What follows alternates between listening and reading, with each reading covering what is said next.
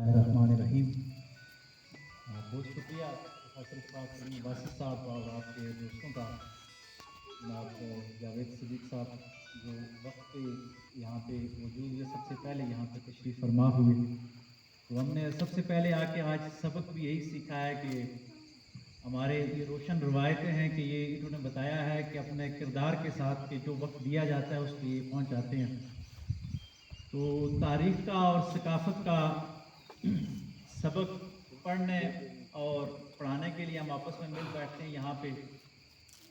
मुद्दा और मकसद ये होता है कि हमारी जो मजबूत बुनियादें हैं उन बुनियादों के ऊपर काम करके हम अपनी रोशन जेतों को सामने रख के नई नस्लों को एक ताकतवर और ज़हनी और फिक्री तौर पर अमीर माशरा दे सकें। प्रोफेसर आफ्ताब साहब ने कि हमें पाकिस्तान के हवाले से और उसके बाद के हवाले से बात की, तो मैं इसी तसलसल को और यही सोच के आया था कि आज यही गुफ्तगू करनी है कि हमारे साथ बदकिस्मती ये हुई कि हमने खजूर को यहाँ चीड़ के दरख्तों में आके लगाने की कोशिश की है, और ये कभी प्रोफेसर साहब फितरत में नामुमकिन है कि जो पौधा जिस मिट्टी का होता है वहाँ पे वो परवान चढ़ता है। मैं इस्लामी तसव्वुफ़ का तालिब इल्म हूँ और इस्लाम और पाकिस्तान हम सब की जान है, लेकिन बदकिस्मती ये हुई कि हमने इस्लाम की भी और पाकिस्तान की भी गलत डेफिनेशन की। एक इस्लाम था और एक अरब का कल्चर था। हम लोगों ने ये किया कि इस्लाम तौहीद और रसालत थी, लेकिन उसके साथ साथ अरब के कल्चर को भी हमने यहाँ पे ला के आबाद करने की कोशिश की, जिसकी वजह से ये हुआ कि 76 साल हो गए हम उस मंजिल की तलाश में, वो मंजिल हमें मिल नहीं सकी। मैं अक्सर लोगों को कहा करता हूँ कि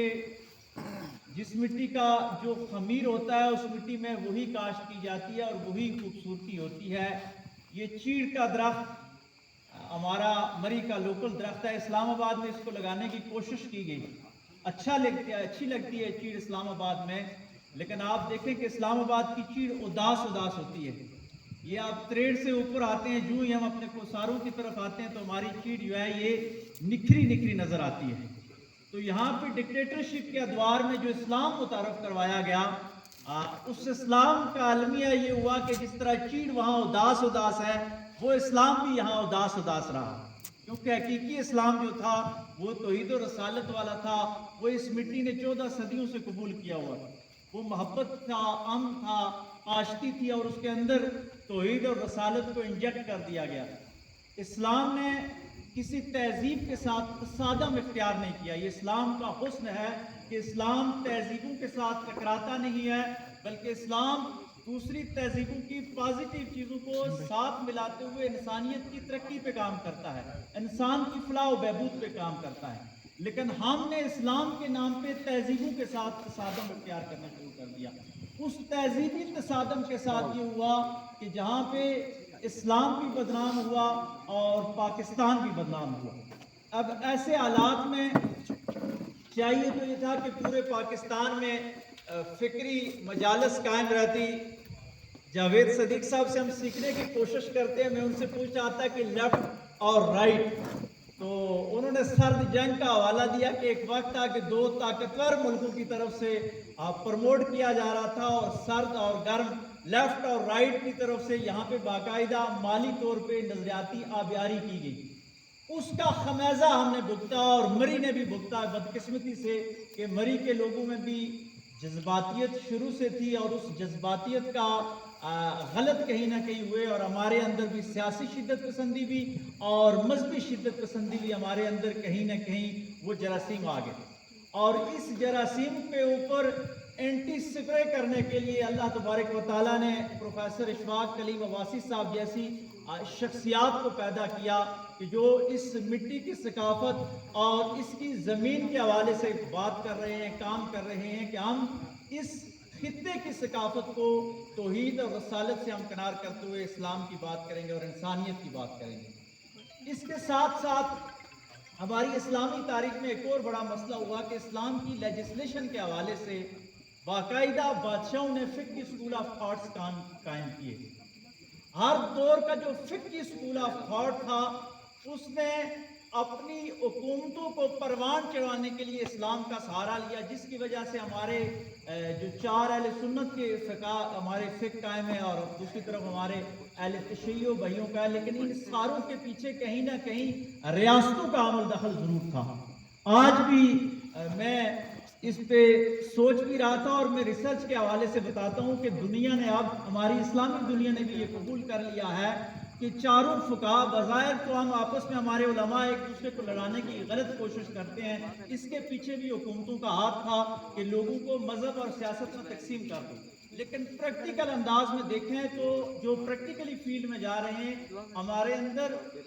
ایسے تجربے ہو رہے ہیں کہ جو ایک فقہ کی بات ہے وہ دوسرے فقہ والے اپنا رہے ہیں۔ میں مثال دیتا ہوں کہ ہمارے ہاں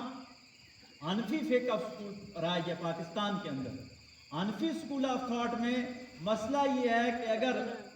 کسی عورت کا خاوند غائب ہو جائے، لاپتہ ہو جائے، تو وہ 60 یا 70 سال کی عمر تک انتظار کرے، یہ حنفی اسکول آف تھاٹ کہتا ہے۔ لیکن شافعی اور مالکی لوگ یہ کہتے ہیں کہ 3 یا 4 سال تک انتظار کیا جائے، ورنہ وہ عورت جو ہے وہ قاضی سے جا کے اپنی طلاق کا یا خلا کا اعلان لے لے اور نکاح کر لے۔ اب جب ریاستوں نے دیکھا تو ہمارے پاکستان کے اندر بھی شافعی اور حنبلی اسکول آف تھاٹ کو اپنایا گیا، اور ہمارے کورٹ کیسز جو ہیں وہ اس کو فالو کرتے ہیں۔ یہ وہ حسین امتزاج تھا کہ فقہ میں سے بھی ہم نے ایک دوسرے کے راستے لیے۔ تجارتی اصول جو ہیں وہ پوری دنیا میں امام ابو حنیفہ رحمۃ اللہ علیہ کے اپنائے جا رہے ہیں، حالانکہ عرب کی سخت وہابی تحریک کی، ابن تیمیہ کی، لیکن موجودہ سعودی گورنمنٹ نے بھی اب دیکھا کہ دنیا کے ساتھ تجارت کرتے ہوئے اگر ہم اسلامی اصول اپنائیں تو ہم امام ابو حنیفہ کا آسان جو فقہ ہے اس کو اپنا سکتے ہیں۔ تو یہ وحدت کی باتیں ہیں کہ ہم اپنے وقت اور اپنے حالات کے ساتھ دیکھیں کہ اسلام نے کہاں کہاں انسانیت کے لیے آسانیاں پیدا کی ہیں، ہم اگر ان کو جوڑ کے ملا کے ساتھ چلیں گے تو ہم اشتراک اور جو اشتراک ہے ہماری فرقہ واریت ہے، اس سے ہم بچ جائیں گے۔ اس کے ساتھ ساتھ ایک اور بات کہ ہمارے اس خطے کے اندر جو اسلام پروفیسر صاحب کی تاریخ میں بڑی نظر ہے کہ سید امیر کبیر علی ہمدانی رحمۃ اللہ علیہ کوٹھا شریف میں جو پہلی مسجد ہوئی، اور کہتے ہیں کہ کیٹوال قبیلے کو سب سے پہلے انہوں نے یہاں پہ مسلمان کیا۔ ہم عباسی اور شتی تو اسلام وہاں سے لے کے آئے، اللہ کا شکر ہے، لیکن میں سید امیر کبیر علی ہمدانی رحمۃ اللہ علیہ کے حوالے سے، ہمارے ایک دوست نے اس میں پی ایچ ڈی کی ہے، تو یہ معلوم ہوا اور خوشگوار حیرت ہوئی کہ سنی بھی اور شیعہ بھی بیک وقت ان کے ماننے والے تھے۔ گلگت بلتستان میں بھی انہوں نے اسلام لایا۔ گلگت بلتستان جو ہے وہ شیعہ اسٹیٹ ہے، اور ہمارا مری اور کشمیر میں بھی سید امیر کبیر علی ہمدانی آئے، یہ سنی اسٹیٹ ہے۔ اب دیکھیں یہ تھا صوفیاء کا وہ اسلام کہ وہ وقت اور حالات کے تناظر میں اور لوگوں کے اندر جو محبت تھی، جس چیز کا ایلیمنٹ تھا اس کو اجاگر کرتے تھے، وہ لوگوں کو لڑایا نہیں کرتے تھے۔ ہمیں اس پلیٹ فارم سے یہ فائدہ اٹھانا چاہیے کہ ہم اپنی سیاسی جو شدت پسندی ہے اس کا بھی خاتمہ کریں، اپنی دینی جو شدت پسندی ہے، بدقسمتی یہ ہوگی کہ دین اور چیز تھی، مذہب اور چیز تھی، ہم نے دین اور مذہب کو آپس میں ملا دیا ہے۔ دین جو ہے وہ کلی ایک نظام تھا جس میں صرف توحید، رسالت، مساوات اور انصاف تھا۔ اس کے علاوہ جو باقی مذہبی رسومات ہیں وہ اپنے اپنے علاقے کے حساب سے جو اسکول آف تھاٹس سے کہیں ہاتھ کھول کے یا کہیں ہاتھ باندھ کے پڑھنے پہ کوئی اعتراض ہماری اسلامی تاریخ میں نہیں ہوا کرتا تھا۔ آج ضرورت اس امر کی ہے کہ ہم نے اگر کوثار کو بھی ترقی کی سمت پہ لے کے جانا ہے تو بدقسمتی یہ ہوئی کہ مسجد اور مدرسہ اور اس کے ساتھ ساتھ جو خانقاہ تھی یہ انسانی ترقی کے اوپر کام کرتے تو بڑا بہتر تھا، لیکن ہم نے انسانوں کو لڑانے کے حوالے سے کام کیا ہے۔ بدقسمتی ہے کہ ریاستیں مدد کرتی رہی اور ہم اس پہ آگ چھڑکتے رہے، اور آج ہمارا یہ چھوٹا سا جو خطہ مری کا ہے یہ بھی اس میں سلجھ رہا ہے۔ ایسے حالات میں ایسے پلیٹ فارم کو استعمال کرتے ہوئے ہم اتحاد کی طرف اور اتفاق کی طرف جانا چاہتے ہیں۔ میں اس پلیٹ فارم سے آپ سب کو اپنی خدمات پیش کرتا ہوں کہ میں اس سال محرم کے مہینے میں اپنے اہل تشیع بھائیوں کے گیا، ہاں نہ صرف گیا بلکہ وہاں پہ جا کے نماز عصر میں نے ادا کی۔ بہت سارے لوگوں کے میسج آئے، لیکن میں نے کہا کہ قرآن کہتا ہے وَاعْتَصِمُوا بِحَبْلِ اللَّهِ جَمِيعًا وَلَا تَفَرَّقُوا۔ میں سب سے پہلے قرآن کو مانتا ہوں، اگر میں بات کروں گا تو میں ان کے پیچھے جا کے نماز پڑھوں گا،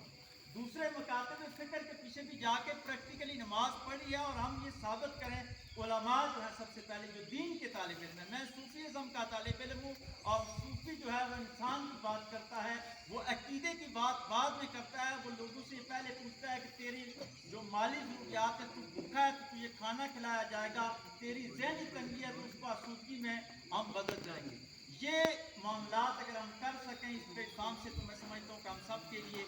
बेहतर होगा। इसी पे ही इख्तिताम करते हैं, मगरब का वक्त हुआ चाहता है और अल्लाह तबारक व तआला प्रोफेसर इशफाक साहब और इस पूरे कारवां को सलामत रखे। बहुत शुक्रिया।